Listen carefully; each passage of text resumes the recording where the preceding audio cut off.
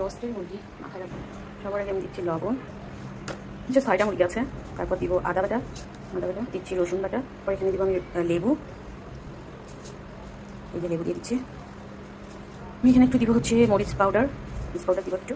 লেবুটা আমি এই জন্যই দিচ্ছি, মাংসটা হচ্ছে সফট থাকবে, মানে খড়খড়ে হবে না, আর হচ্ছে কালারটাও সুন্দর থাকবে, আর হচ্ছে খেতেও একটা ভালো লাগে, একটু টক টক থাকবে।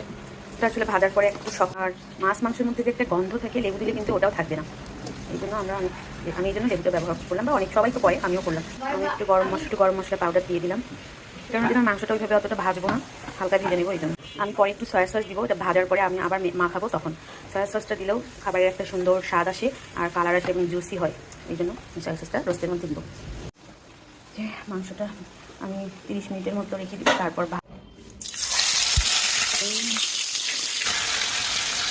সামান্য ভেজে নেবো, খুবই একটু হালকা। হচ্ছে রোস্টগুলো ভেজে নেবো, তেলটা দিয়ে দিলাম। এখানে নিয়ে দেবো পেঁয়াজ, আদা। এখন আগে অনেকটা দিয়েছিলাম, সেটা এই জন্য একটু মরিচ দিলাম,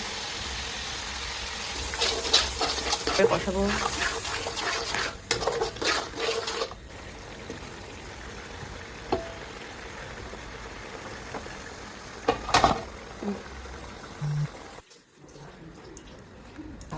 রোস্টের জন্য কিশমিশটা বেটে নিয়েছি আমি কিছুক্ষণ ঘির মধ্যে ভেজে নেব। দইটা আস্তে আস্তে জালে হচ্ছে ভেজে নিতে হবে।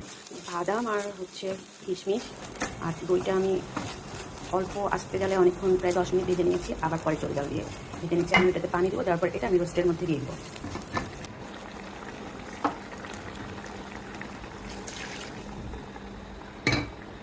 একদম গরম পানি আমি দিয়ে দিয়েছি, এখানে একদম গরম পানি দিয়ে দিলাম একটু। এখানে আমি দেবো আলু বোখারা, পেঁয়াজটা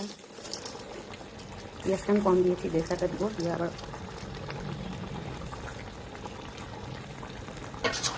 চা চামচের মতো শুধু চিনি দেবো, যেহেতু টক দই আর লেবু দেওয়া আছে, এটা একটু লাগবে, রোস্ট একটু মিষ্টি একটু লাগে। আমি 1 চামচ দেবো, বেশি মিষ্টি ভালো লাগে না আমাদের।